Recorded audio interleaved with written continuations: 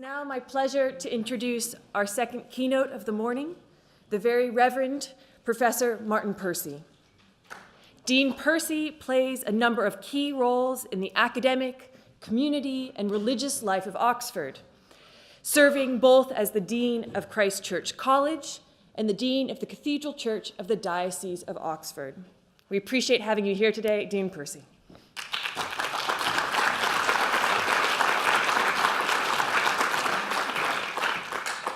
Good morning. Really good to see you. Thank you very much indeed for this splendid invitation to be with you and to talk about why businesses fail. You might be thinking to yourself, what on earth does an academic and a clergyman know about business and about business failure? So I want to talk a little bit about just a couple of case studies, and then I want to do something I suspect that will be completely different and novel to you most. I want to talk about a concept called obliquity, and I want to talk about a Canadian philosopher called Michael de Certeau, and do all of that in 15 minutes with wry wit and good humour, and my tongue slightly in my cheek, really, as is the custom, really. Now, as we're on a day of celebration today, I mean, of course, the FA Cup final, not that other event that's going on in Windsor, a football remark to begin with. It was said some years ago of David Beckham that he was invited to come back to his school to talk about football. And so you can imagine this global superstar, great footballer. And, everybody knows who he is. Back in his local school, the kids are just absolutely hushed. And he steps up to the microphone and he says the following. They're small. They're minty, they come in a variety of colours, they're mostly white, but you can get green and orange as well, and they come in packs of 50. And then he sat down, and there was a hush. And then the headmaster leant forward and said, Mr. Beckham, we asked you to talk about tactics.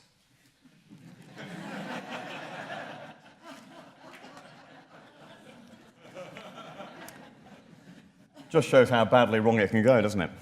So I'm going to talk about tactics just a little bit. And in relation to that, I want to say something about a business that was growing and developing some years ago. Here's my stunning illustration of this. And it was two competitive businesses in the same town. One was relocating. So the other business, they didn't really get on well, decided that what would be really good would be to send a wonderful bouquet of flowers to his rival and competitor to wish him well in his new premises. So he rang the florist, ordered the flowers. Unfortunately, the florist got the order wrong, and what was sent instead was a wreath that said, "With deepest sympathy, rest in peace." So the person who received the wreath phoned up his competitor and just gave him the full volley down the phone, absolutely furious and livid. And so, of course, the person who'd ordered the flowers then phoned the florist and gave it with both barrels down the phone. "Well," said the florist, "I'm really sorry. I can only apologise. Sometimes these things go very badly wrong. We've clearly screwed up. I humbly apologise. We will send an explanatory note and a new huge bunch of flowers to your competitor. But, sir, I would ask that you have some perspective in relation to this error on our part, because somewhere out there is a hearse with a bouquet on top of it with a message saying, 'Congratulations on your successful relocation.'"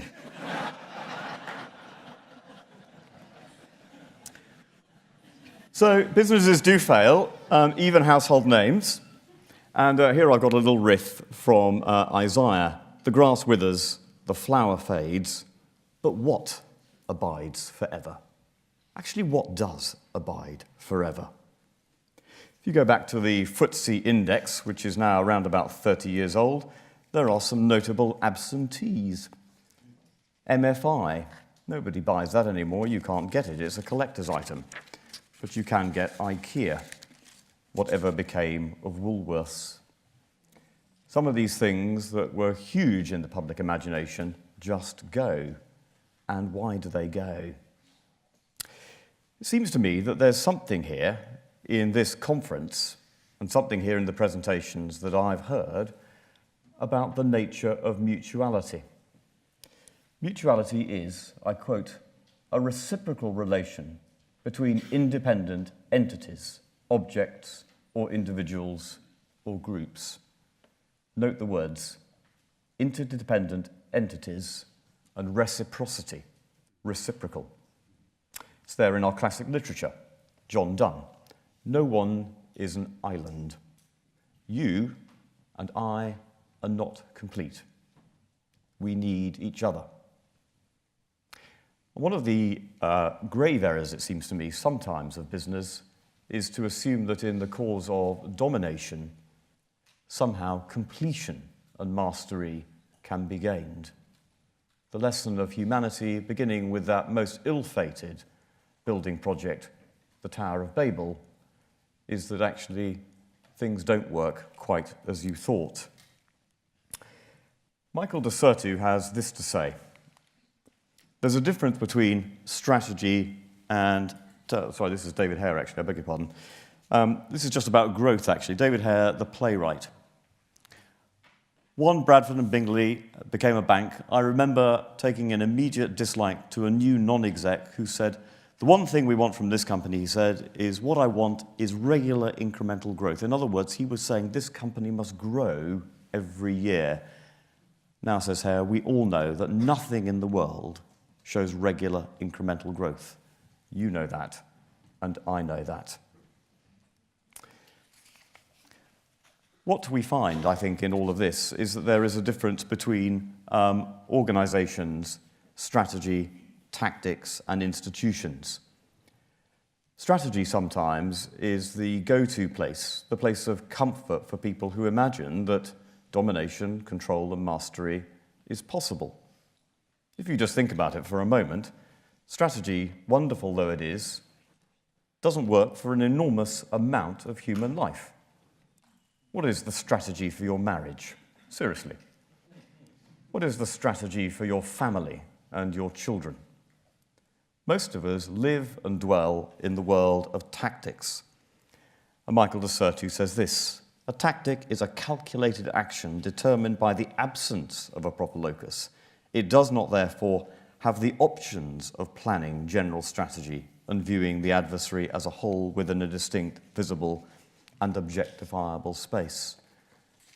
In other words, sometimes all institutions and organizations can do is work through their tactics. Yep, they need objects, aims, core values, mission statements, visions, much else besides.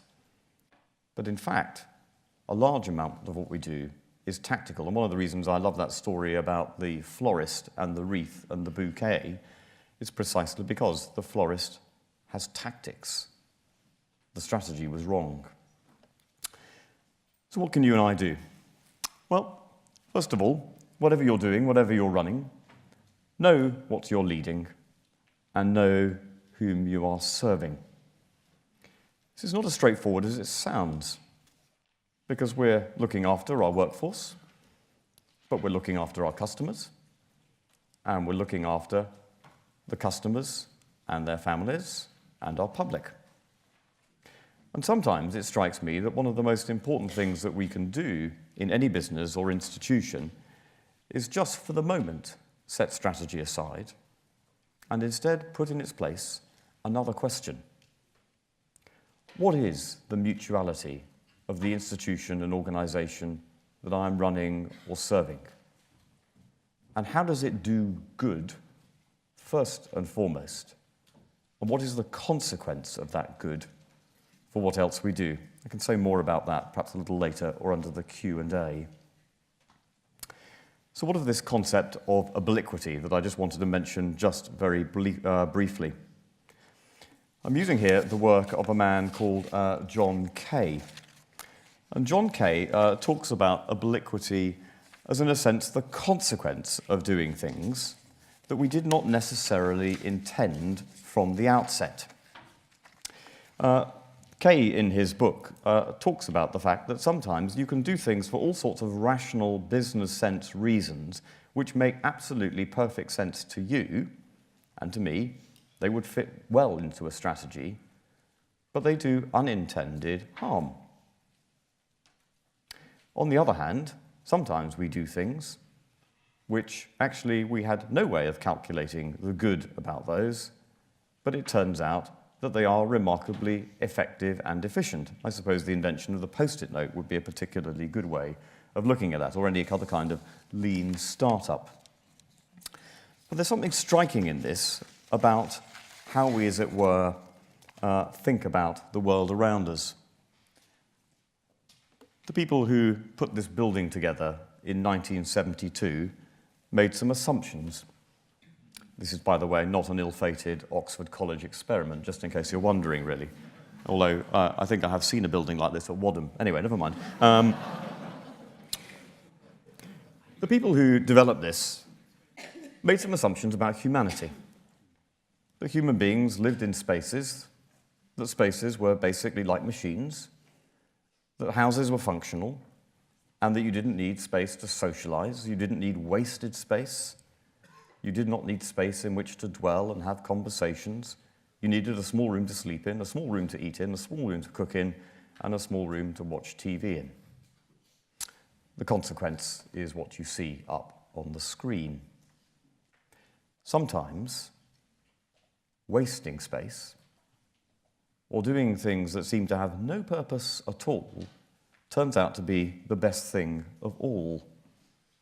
What Kay says in his book, talking about Charles Jenck and the work in 1972 of architecture, is that when actually architects learnt that houses were human habitations and that we needed space to chill, to live, to eat, to socialize, to expand, we started to see the space differently, and we did not build these industrial human chicken coops, which is what these effectively are. Bruce Reed, one of my favourite authors, 36 years ago now, in a book called The Dynamics of Religion, talks about bees and says this: if bees could talk and we came across them busy in a flower garden and inquired what they were doing, the bees would reply, gathering nectar to make honey. The bees need the honey. But if you ask the gardener, he or she would most certainly answer, they are cross-pollinating my flowers. Reed continues, the mutual dependence of bees and flowers is an analogue of organisations and society. In other words, put very simply, the bees do not know how much good they are up to. They have no idea. Now, there are numerous examples of this, it seems to me, in the world of charity and business, the difference between latent and manifest intention, the extraordinary ways in which sometimes apparently purposeless, wasteful things turn out to be far better than doing things in a rationalized, business-like, strategic iron cage. I could talk about other examples, but I've drawn one from here because it's early in the morning and it's post-Easter. And it's the lesson of the bread, or the buns. There's David Hare again. Because business is in some ways quite simple, it's got clearly defined aims. The aim is to make money. Running a hospital is an endless series of judgment calls, where the criteria and objectives are very far from clear. Don't tell me, says Hare, that's easier than making money. He then goes on to talk about teaching in schools and running an A&E department. Why the buns? Abby Day, who writes about intergenerational work in this country in the voluntary sector, talks about the last generation of Generation A adults who are working away in the kitchens of our churches up and down the country. She talks about the fact that when it comes to making buns, this is, on a rational business case, completely and utterly unproductive. Also, by the way, economically wasteful. Somebody goes out to buy the flour, somebody goes to source the currants, somebody goes out to buy the cherries, somebody rolls out the marzipan, somebody buys the butter. 25, 30 women gather in a kitchen and they make hot cross buns. Ladies and gentlemen, they are cheaper at Sainsbury's. Plainly, you can buy a pack of 6 for 50p. You can get a 3 for 2 or 2 for 1 bargain. What is the point of the exercise? The point of the exercise is not to make money, nor is it to produce economically effective buns. What Abby Day says is this: over the conversation in the cooking and the preparing, people are affirmed, they are stroked, they're talked to. Socialization is built. People gather. Water coolers, coffee machines are great examples in companies. In other words, what happens in the act of that activity is that something quite strange happens in that body. Humans discover that they're incomplete. They discover, in the process of being together, that making economically effective buns was not what they gathered for. It was, as it were, to find out how so-and-so was doing after their operation. How is the friend doing before she goes for her operation? How are their kids doing? How are those grandchildren doing who were such a worry? These conversations can happen over cooking because they're not easy to happen over the course of psychotherapy or counselling. But informally, in cooking, they do happen. And society is built up. As I say, it's not economically effective, but it's absolutely about the mutuality of economics. So what can be done? Well, remember a few things if you can. First of all, it seems to me, as Einstein said, some things that count cannot be counted, and some things that can be counted really don't count. That was Einstein. Einstein went on to say that actually for months and years, sometimes he would labour with 99 theses and they'd all be wrong. But on the 100th time, he'd be right. In other words, he was a scientific tactician. He tried things and he knew not everything worked. The Roman playwright Titus Plautus notes the mouse never relies on one hole. Theodore Roosevelt: I'm not a good shot, but I shoot often. Things need to be tried. I want to end then, if I may, on a rabbinic note. The rabbis talk about the fact that if you go back to the very first chapters of Genesis, you'll know that it works through creation sequentially in the course of 6 days, with God having a well-deserved rest on the 7th. God, of course, getting tired and needing a break.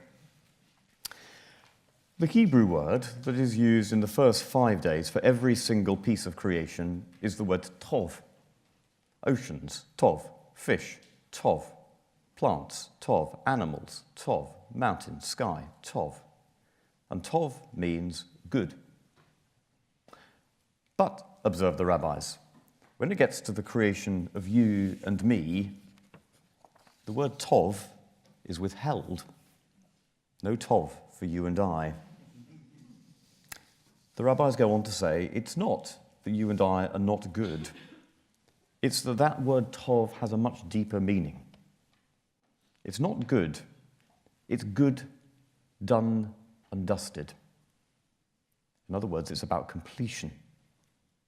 And by withholding the word tov at the end for humanity, there's an implicit message in Genesis 1-3. You and I are not complete. We need each other. Tov is withheld because we're not done and dusted. So don't confuse hubris with humility. Remember that we're incomplete. And remember that to be mutual is merely to be human. Thank you very much.